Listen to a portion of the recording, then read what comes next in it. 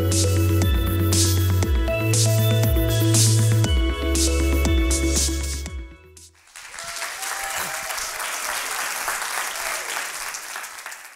love the passion of millennials because there's nothing like the passion for social justice, the sense of community and really wanting to have experience.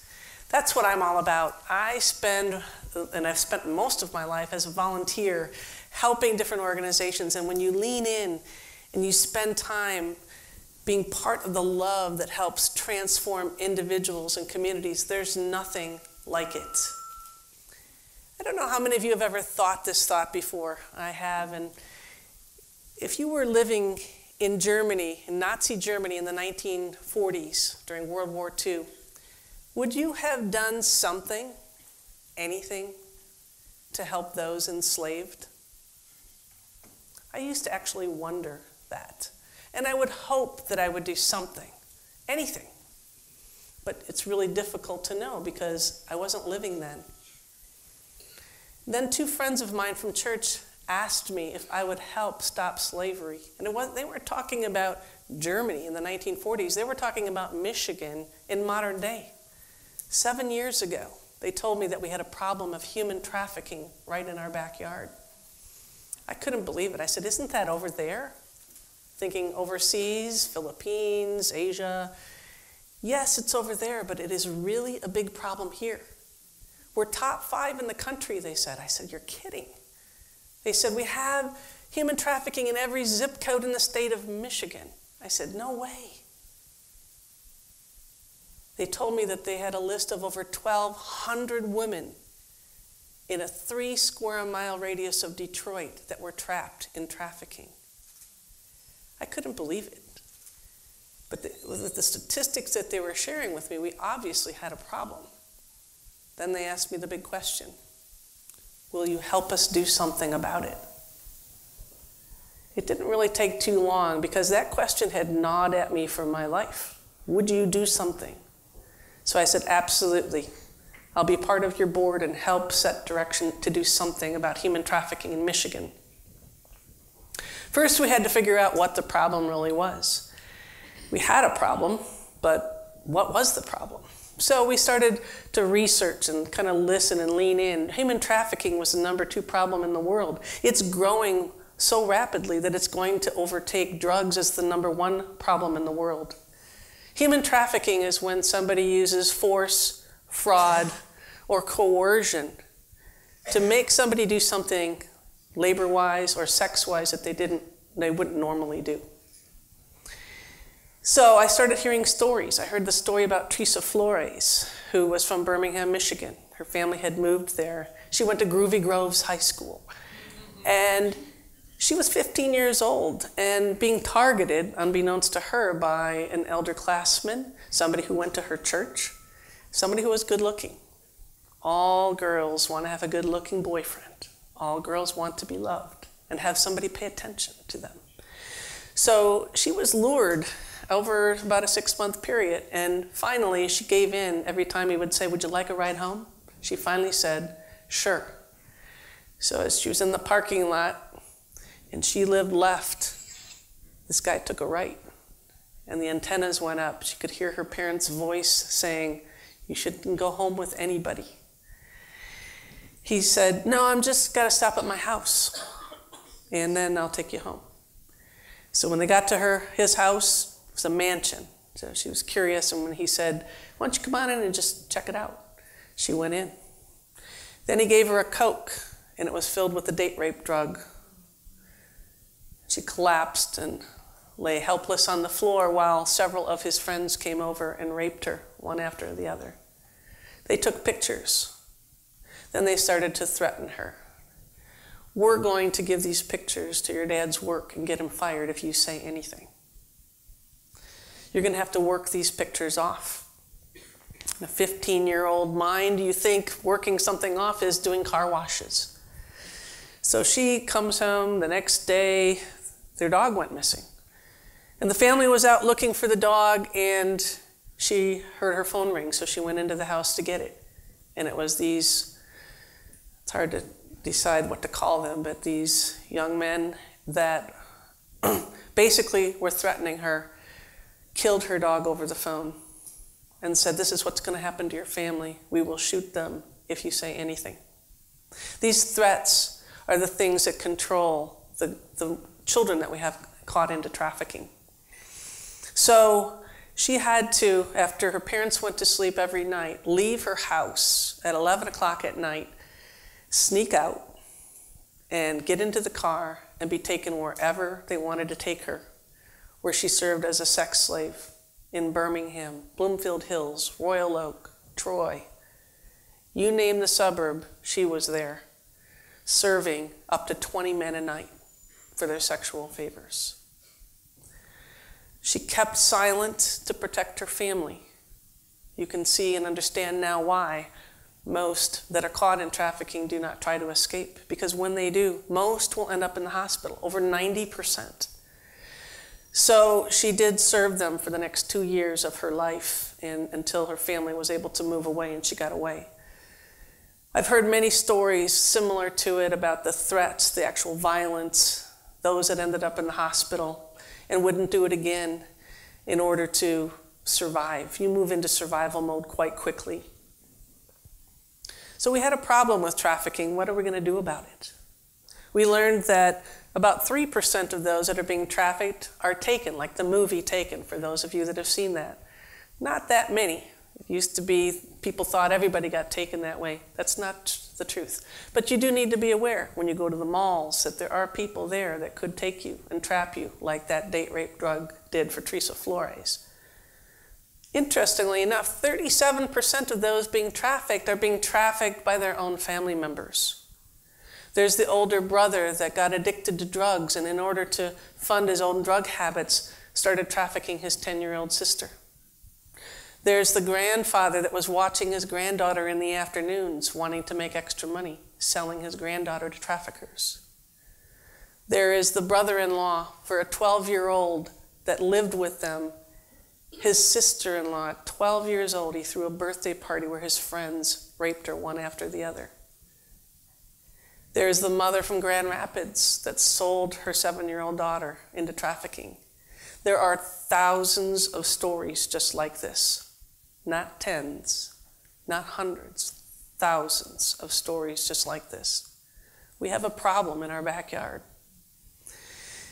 So statistically, these perpetrators will stop at nothing. And I said, they will treat these women as objects. They will beat them up to control them. They will drug and addict them in order to control them.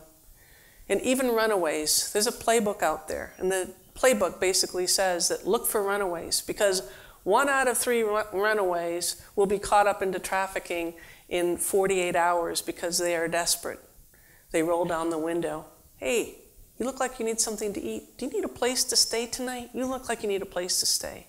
They're so desperate. Many runaways are coming out of their own problems and their own families that they want to trust. And so they get into that car, and then they get taken and caught up into trafficking.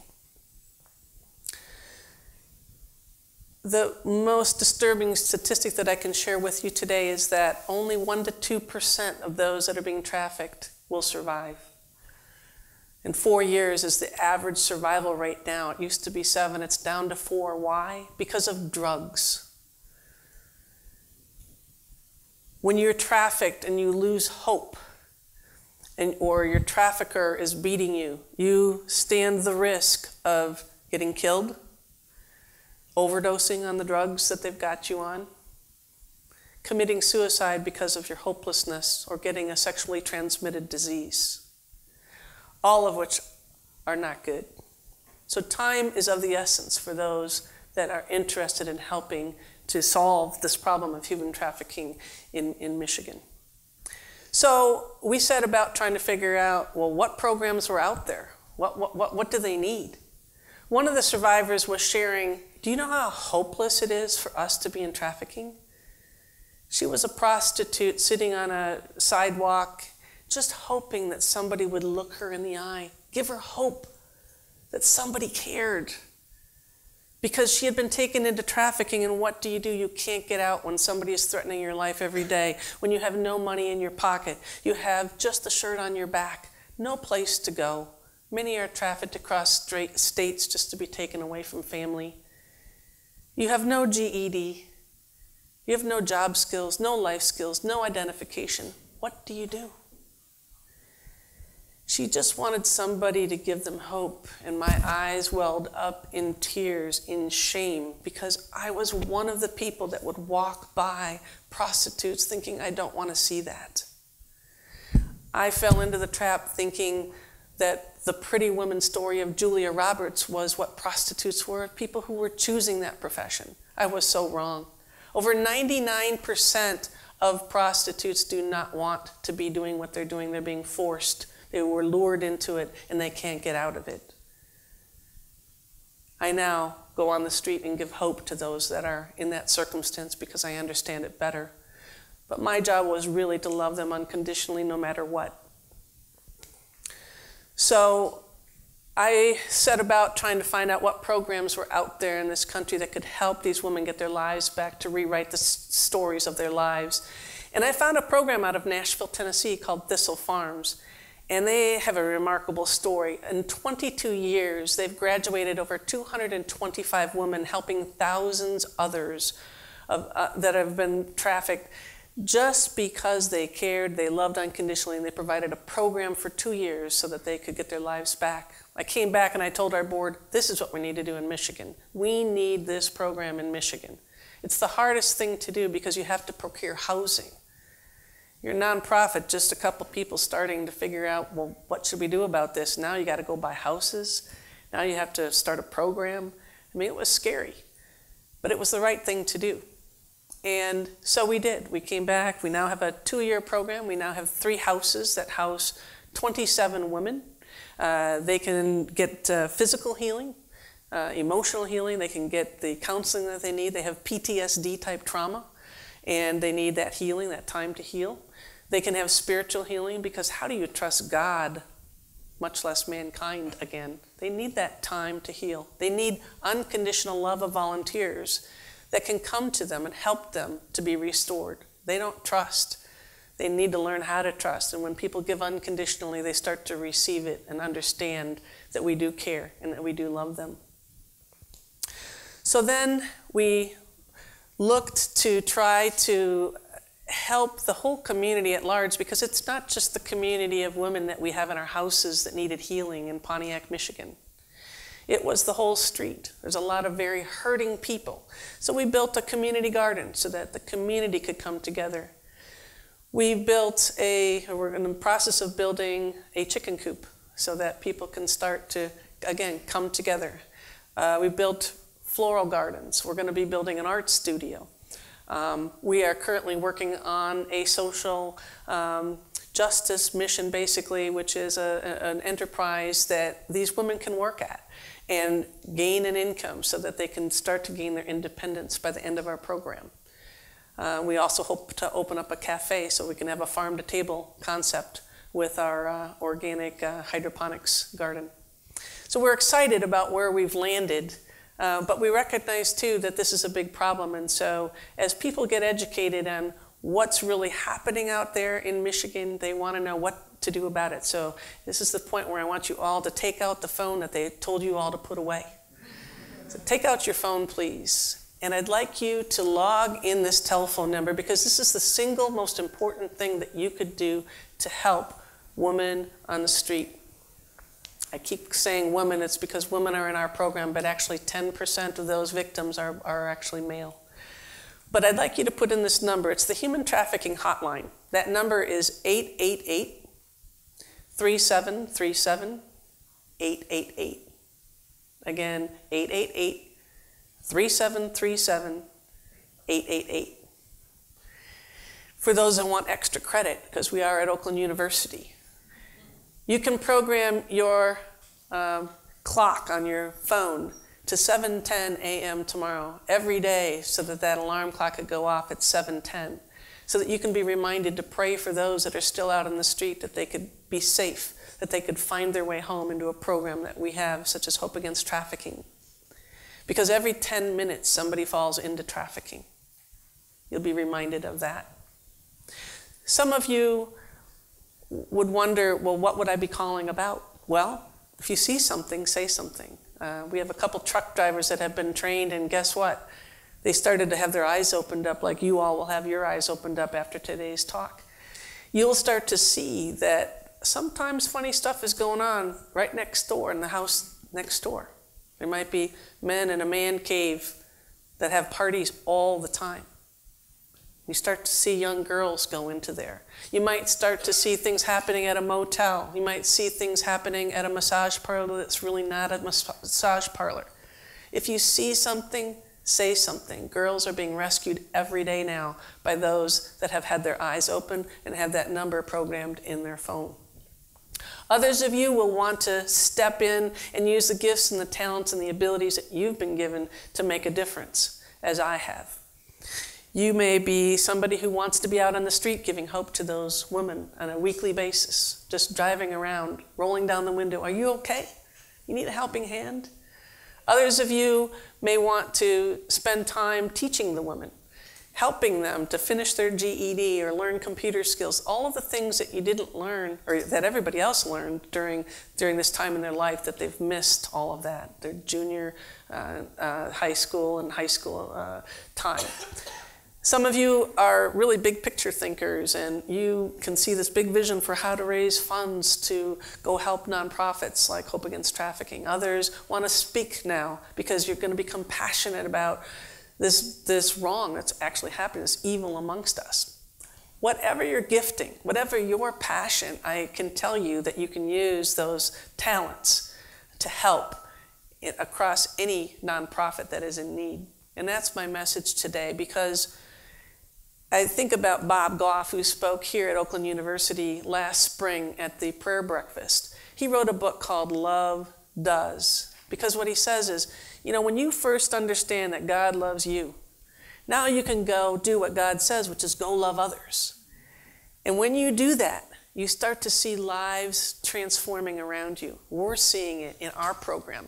The ladies that are in our first house are unbelievable. They've gone from this broken people to women that are starting to believe in themselves and have life because of the volunteers that have come to pour into them. It is just really, really tremendous. So I'd like to challenge each of you, whatever place that you find yourself in life, step out of your house, get into volunteerism, show your love. Your love will help transform communities around you. Thank you very much.